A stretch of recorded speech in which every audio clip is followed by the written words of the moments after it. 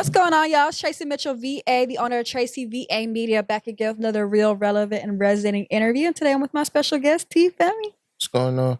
How you feeling today? Chilling, chilling. Cool. You coming all the way from Camden, New Jersey. How did you end up in the A? We drove out here 22 hours. I can relate. I drove here, a couple years ago to pursue my career. So what was the reason for the move? Music. Music. Yeah, there's more opportunities here. And they vibe to my music more. But Jersey's only a few minutes from New York. So, why do you feel like you couldn't grow there? They on that drill wave right now. So they're not really on that type of wave. The way I make music like I'm from Atlanta. So you feel like this was a good fit for you? For sure. How do you feel like you've been maneuvering throughout the city? Getting your music heard, getting in the hands of the right people? We've been moving. We was just with DJ Drama, like Honcho, all them. So, we've been in and out with different labels and, just different industry people making music, just doing it. Do you feel like, have you hopped on any showcases? I didn't really do no show yet. My last show was in Jersey. Well, you have a different background from every other artist that's out here in the A. You've done a lot of traveling. What was the reason for that? Like, what cities have you lived in?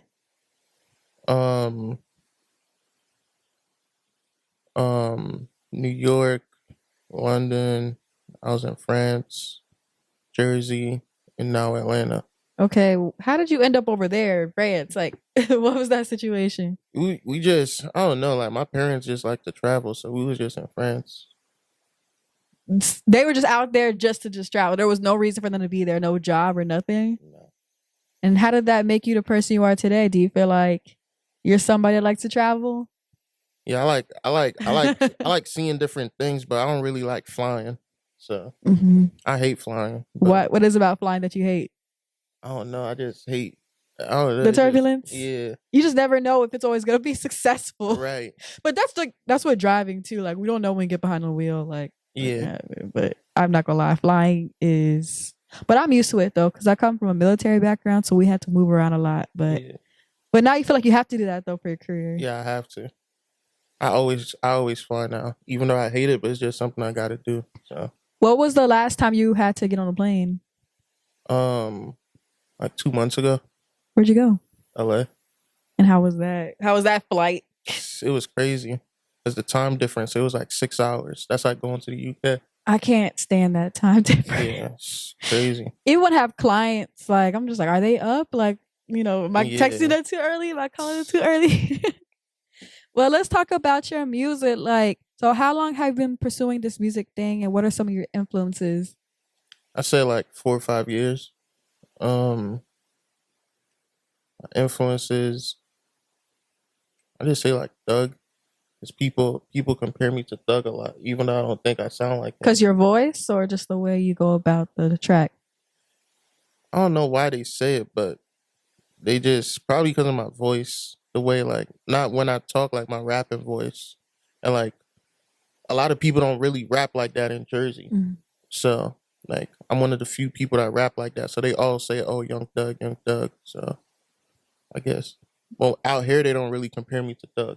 It's like, a lot of people. Like, you're just rapping. Yeah. Yeah, because we're used to that sound. Right. And like you said, New York is on that drill shit. Do you feel like you got a lot of support in the Jersey, New York area?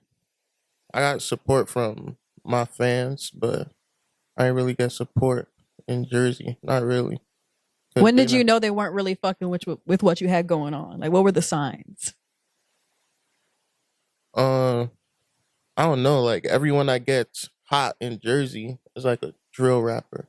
You don't really see niggas with my sound getting hot in Jersey. They got hot over here, but not really in Jersey. So they weren't trying to book you for shows. They weren't inviting you out to events.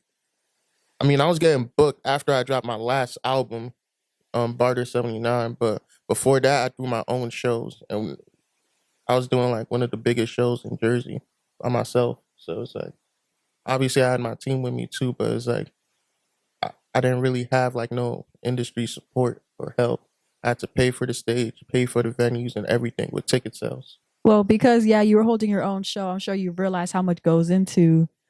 Yeah. Even me with Club Tracy, like it's a lot. Like having to book, tickets, doing the promotion, making sure everything's going smoothly. So you're feeling all of that. What do Yeah. you feel like was the hardest experience putting together those showcases? Feel like getting everyone on the same page, because I had, there's a couple artists that went on before me. So like having all the artists on the same page, bringing people out to the shows because we wanted to pack it out, which we did. There was actually too many people there. The venue could hold 200 people. We brought out 300. Yeah, so the cops was trying to shut it down. There was too many people walking on the street. And how'd you react? It was crazy. That's why I like doing my own shows, because if I go to a different person's show, then the fans there might not really know my lyrics and shit. But at my own show, they scream my lyrics. They like, even before I drop the song, like they just already know. Right. Mosh pits, everything. What was that song? A Distant. Okay. And that's off Bartier 79? Yeah. On Barter 79. Barter 79. Yeah. What's the meaning behind that name? Honestly, it was like Thug and Wayne influence. This Thug dropped Barter 6, Lil Wayne dropped Carter, and so you felt like you're kind of channeling him in a way? Yeah, like they was the GOAT of like their generations. I mean, Thug is still running it now, so I just feel like I'm just like the next one to like really do it like that. And the 79. The 79, those just my numbers. Like, okay, but like your good luck numbers? Yeah, good luck numbers. Okay, so you're spiritual. Yeah. Tell us about this number. Like, is it something you see a lot? It's just my lucky numbers. But when did you know it was lucky? When I was young.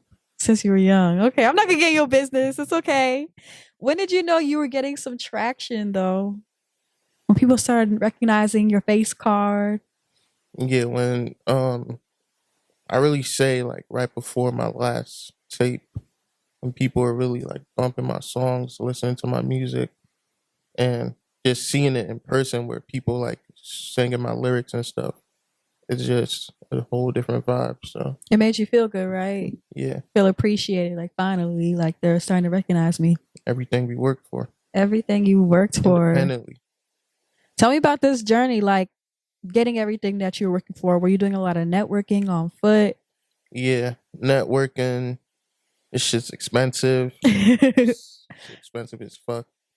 I don't even know how I'd be doing it. The traveling. Yeah. The lodging. I be telling people, you got to really make something out of nothing. If you can't make something out of nothing, then you really not. This industry not for you. And you feel like people need to move around too? You got to move around.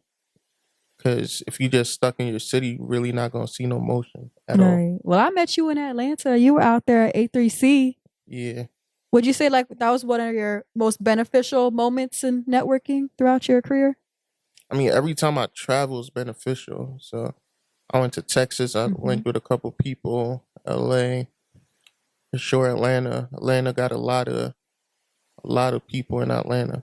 It's like everybody does music here. Yeah. Or they relate to somebody that does music. Yeah.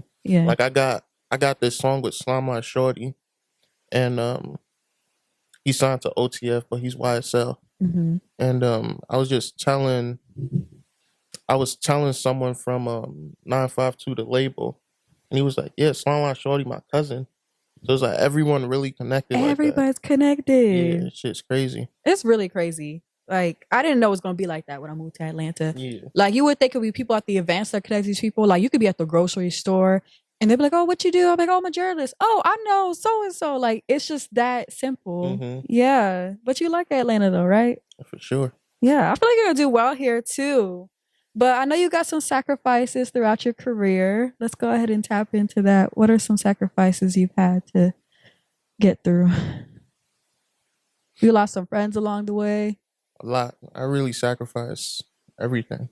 Like, in this industry, like that's what I learned. You got to sacrifice everything and more, but also not lose yourself in the process. You're gonna lose friends. You're gonna lose sleep. You're gonna risk your life trying to really make shit pop. But if you're willing to sacrifice, then you're willing to go all the way. And I'm sure you hate being away from your family too. Yeah. How did they feel about you coming down here? Shit, they told me like They were mad at you? It wasn't really mad. It was just like you got to do what you got to do. Like if you think like you could make shit shake out in Atlanta, then go for it. So. Sounds like they were easy to let you come down here. They didn't put up a fight. Nah, they put up a fight, Put kind fear of, in but you. yeah, but that shit is like I already know what I want to do. If you don't know what you want to do, people gonna tell you what you should be doing. So Facts. What would you say is your most memorable experience throughout everything that you've done? Maybe you opened up for an artist or you got a cosign. I opened up for a lot of people. I opened up for Drop the names. Lil Uzi. Okay, wait. When was this? Was this like early Uzi? Was after? It was when he dropped Love is EXO Rage. Tour Life. I love that project. I was just listening to that on way here. Yeah, Uzi. He dapped me up, and I can't. My music changed since he dapped me up. Like I don't know why. Like that nigga got superpowers. Uzi, please, over here. He got superpowers for real. Rockstar shit. But my most I think it was my last show.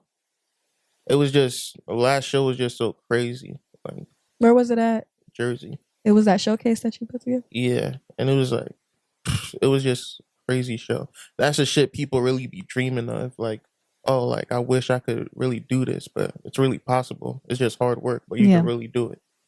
So Facts. Well, what can you like when it comes to music? What you got for us besides Barter 79? Like, what you want to put out there? I'm dropping a song in August called "I Can't Lie." It's kind of like the same vibe to my song "Brag," because I don't really be rapping like that. I be doing the melodies, but my last song "Brag" just went crazy on YouTube. Already like 300K. How does that feel? Honestly, it feels regular for real because I was like I do this all the time. Yeah, like shit? I'm already expecting it. So I'm dropping something with the same vibes to Brag Part 2, basically. So just put it out and we gonna see. We gonna get another project soon? For sure. I'm dropping like 2 more before the end of this year. I'm dropping a lot of music this year. What about features? There's a couple. You don't fuck with features no more? I fuck with features, but I don't know. I be so selective with my features. I think my last tape I got like 12 songs with only 3 features. Coil Ray. I know you didn't want to talk about the Coil Rays, that's why I'm bringing it up. Yeah, but I had Coil Ray, Tfemi Ray, and Ella Martaro. But this next project I'm dropping, I'm gonna have a lot more features. Facts. Well, I just want to know, like, so what do you want people to take from your overall career? Like, what are you hoping to bring to the table?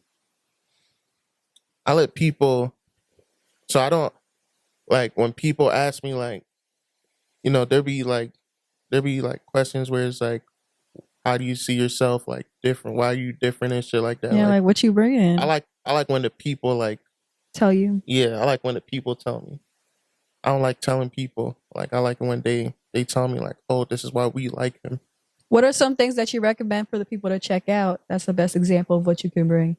My last project, Barter 79. Every track on there? Every track. No misses. All hits. No misses? No hits? All hits. All hits, no misses. Let me correct that. Facts. It's like a balance of, like, the melodic shit and the rapping shit. So, depends on what you like. They're both in there. What's your favorite track on there? I say Distant and Brag. He really wants us to check out the song Distant. The song Distant. Now I'm going to go click play after this. Yeah, you got to. The song is vibe.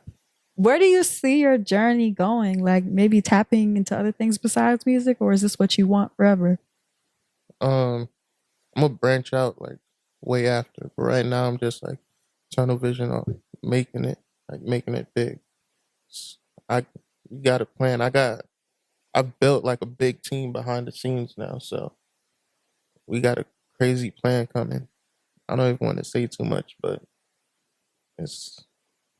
we coming. I think something that people want to know for the people that are watching back in Jersey that's going to click play on this interview, I think their main question is going to be, damn, why he leave us? What would you tell those people? Y'all ain't support. Y'all ain't support. You took me for granted. Yeah. You feel like they took you for granted?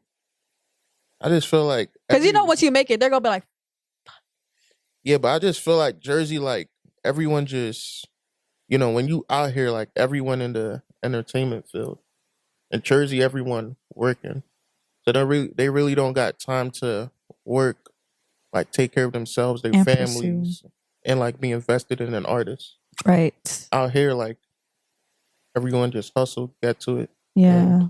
We've talked about how you worked with people in the past and it just didn't work out too. Yeah. Yeah. He's sure like, you worked with a couple people too. He's like, you better not talk about that, Tracy. Well, you know, it's TracyVAmedia. So the last question I ask everybody is, what is some real and resonating advice you can give to those that are chasing their dreams? Work hard, be real with the people that support you, always show love, never feel too entitled. What does it mean to show love back? Like, in what ways do you do that? I support people's music too. Even though they're artists just like you. Yeah. Like Relic Rhymes right here. Like I've been supporting him since day one, since no one wanted to support him. Now everyone like, oh yeah, let's do a feature. And he's like, nah, fuck you. That feels good, don't it? I'm the same way. Yeah. It was like, just show love. There ain't no reason to hate. There's a lot of money out for everyone. I like that. Well, y'all, it's Tfemi. Make sure you click play on Barter 79. Sure. Be on the lookout for that new music coming. I can't talk today for some reason. And once again, guys, it's Tracy Mitchell, VA, the owner of TracyVAmedia. Don't forget to hit that subscribe button. I'll see you guys next time. Peace out.